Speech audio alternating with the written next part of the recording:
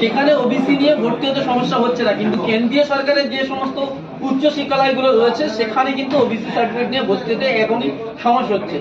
সেক্ষেত্রে কি করণীয় ছাত্রছাত্রীদের? এখন তো রানিং যারা উচ্চ মাধ্যমিক পাস করেছে, তারপর গ্রাজুয়েশন পাস করেছে, তারা এমএ ভর্তি হবে, তাদের প্রচুর সমস্যা হচ্ছে।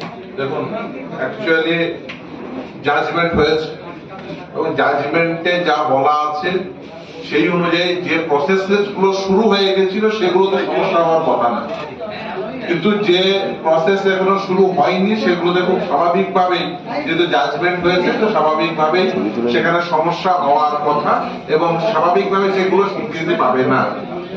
যে প্রসেস মানে জাজমেন্টের দিনে শুরু হয়নি, এই সমস্যা হচ্ছে। শুধু তাই না, যে প্রসেস গুলো শুরু হয়েছিল, একজন বক্তা বলছিলেন না তার মেয়ের সমস্যার কথা, এই সমস্যা কিন্তু হচ্ছে, তার কারণ এটা দৃষ্টিভঙ্গির প্রশ্ন। এই